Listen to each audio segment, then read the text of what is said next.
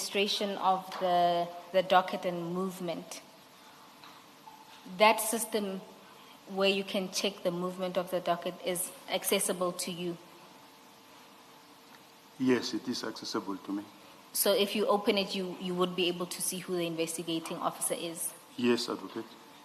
So are you saying that since the docket was placed with Gauteng organized crime, you've never checked the system?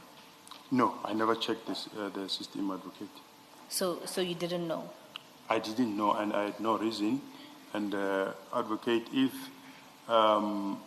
what I'm submitting to the Commission is perceived to be wrong, you can be able to get to the system and check. Once you log into the system, the record will be there that in 2024 June you logged into the system. So you are saying that every time anyone logs into the system to check, there's a recorder of that? Yes. And so we would be able to check? Pardon, Advocate? And so we would be able to see if you've logged on between a particular period. All right. But you don't deny that if you were to look, you would have known who the investigating officers were? No, I don't deny it. All right. So are you continuing on this? On this theme? Carry on and then. And so you're also denying that you asked him? I deny, Advocate. All right. And then he then says he informed you that he knows witness B and works with her. So this part of the conversation also didn't occur, where he says, I know her, I work with her. No. And then if you move on to paragraph 4. Maybe before you do that, let me ask the question. Brigadier, remember the earlier conversation about the docket, even though it's been transferred to organized crime, it remains your docket. What in fact does it mean that it remains your docket? And specifically what I'm trying to find out is, to keep track of that docket as your docket. What in fact does it mean practically? What can you do? What can you not do? What can you phone and ask? What is the status? What is the latest update? Because it's your docket. Can you not ask for information relating to that docket? Thank you, Commissioner Balu. Indeed, the docket, as I alluded earlier on, remain the station of origin. Like you remember, Commissioner Khumalo assisted us that the previous witnesses said that when the docket has been registered at Station A, this one was in Station Vereeniging, for an example, it remained the accountability of the commanders in Vereeniging. So, however, when it is assigned in the system to investigating officer A or B, when I want to transact, to log into the system and update the system of what is happening in the investigation, I will not be able to do that because the system recognizes the person who is responsible for that particular docket as the investigating officer, who has got an access to the contents of the docket, and you will not be able to access anything in the docket, but you can be able to get into the system to check who is this docket assigned to, and you can only end up there. That's one part of it. It answers. It's part of the answer that I'm looking for. But more specifically, can you now that the docket is transferred to this organized crime unit, provincial, can you phone up somebody and ask what is the status, what is happening in that matter? What I'm asking, or where I'm coming from, is the Swart family. They want to know, let's say, from you, because it's your docket. The matter is reported at your station. They have no dealings with organized crime. They come to you and they want to know. There's no movement in this matter. Right? We want to know what's going on.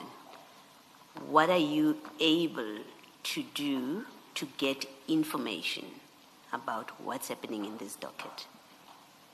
As the owner of the docket and the only person that they can approach to get answers from. Okay. Thank you, Commissioner. I'll answer that in two approach. First one, systematically, as the owner of that particular docket initial, you are able to log into the system, and when you log into the system, you put the case number.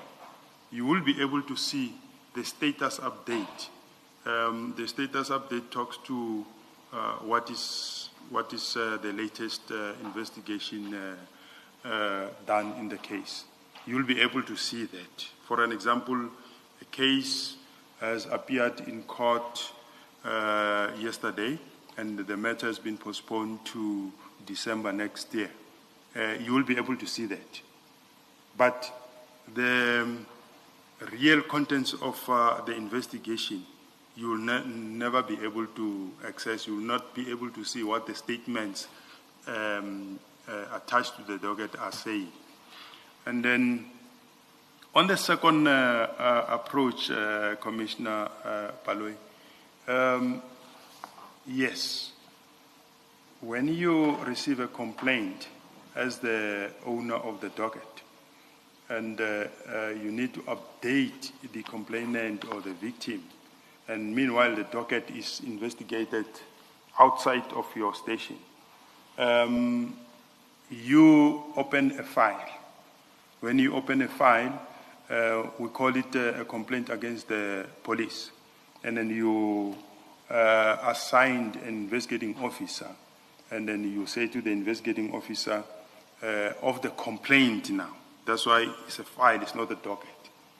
Then the investigating officer of that particular file, which we are assigned to commissioned officers, will go to the investigating officer concerned and ask that particular investigating officer concerned as to why are you not giving progress to the complaint. Commissioner, for me it does not make sense that the docket left my district without an investigating officer. How had I known that this docket is assigned to this investigating officer? And why would I ask him? Why will I tell him that the investigating officer is so and so? And in paragraph 4, he went on to say he learned about this case. Perhaps let me go to that paragraph, Commissioner. He says,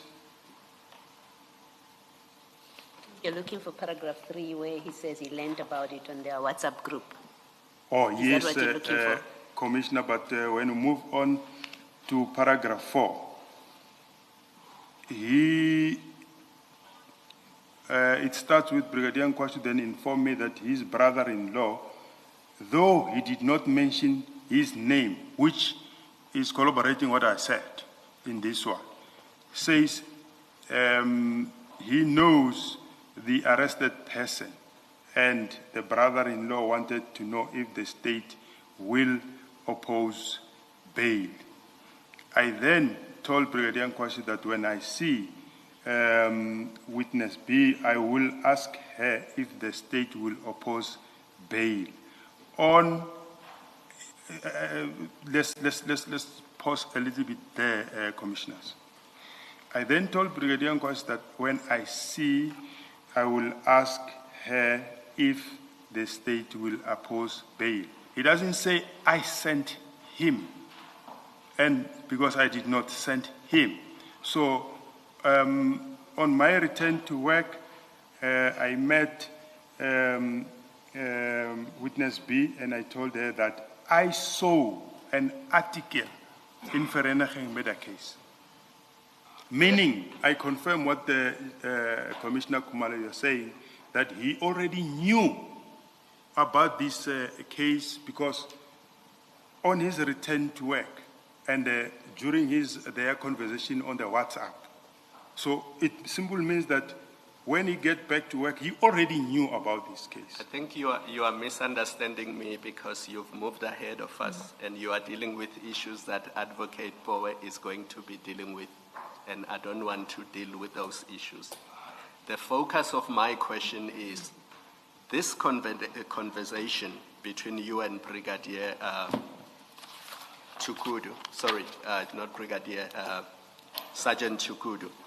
According to him, it's taking place before Tau is escorted for his bail. So the trigger for this conversation could not have been you hearing that somebody was escorted for bail and then you are linking it with the conversation with Katiso Molefe. Because at this stage, according to Sergeant Tshikudu, nobody has been escorted for bail. That is still to happen in the future. At this stage, you are initiating a conversation before anybody has mentioned that somebody was escorted for bail. That's really my focus. And this is a major difference to me between the two statements.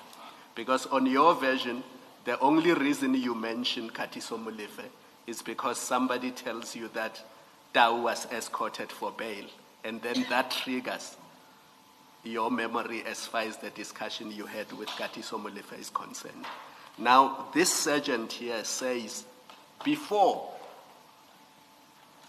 Tau was escorted, because the escorting you'll see comes much later in paragraph 4, and Advocate Pule is going to be dealing with that. So to me, this is a major difference, and one of you is not telling the truth. Either Sergeant Tshikudu is not telling the truth or you are not telling the truth. Thank you, Commissioner Khumalo. I'm telling the truth. For a fact, I'm telling the truth, Commissioner Khumalo. And to support my statement, I got to know, Commissioner Khumalo, that this escort, which was made, that we were talking to, was not for the first time.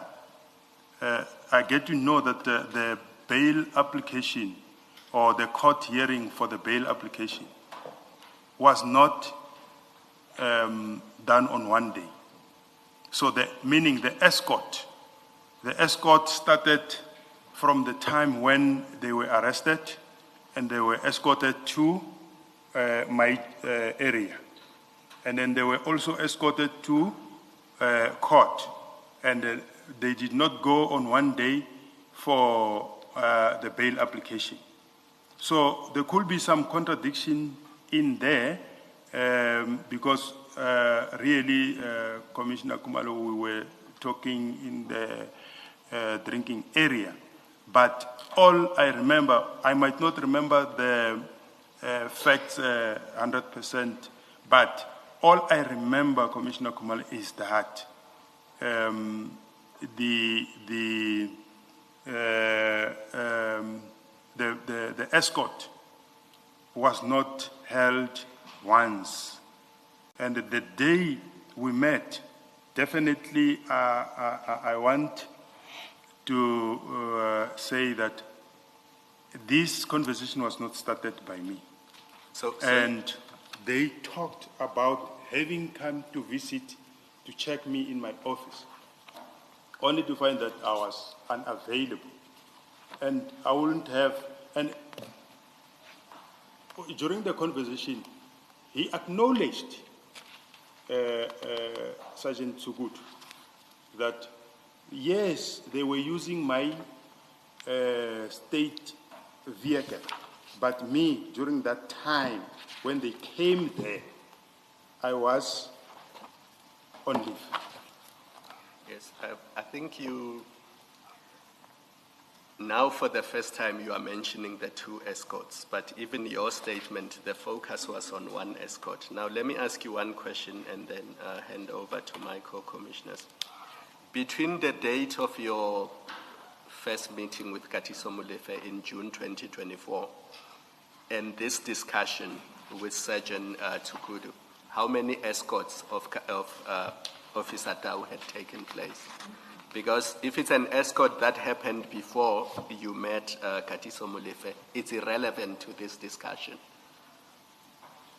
So between June 2024 and this stock fell, or this meeting that you had with Sergeant Tshikudu, how many times had Tau been escorted to Vereeniging and back?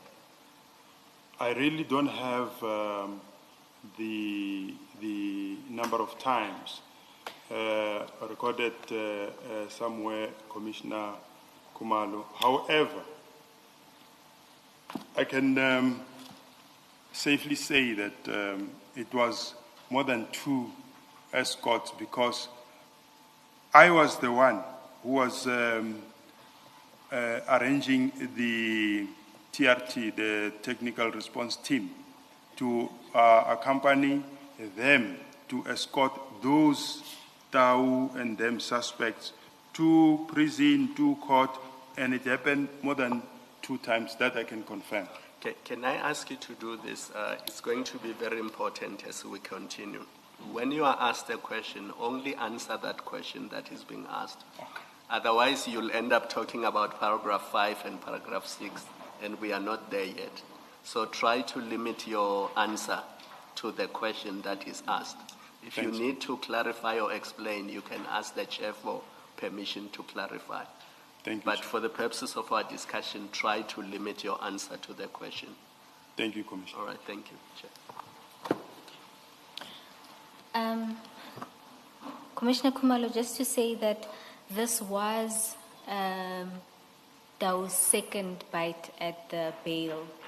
So there was an initial bail that was denied, and then he sought to bring a second based on new circumstances. And in Sergeant Belle's,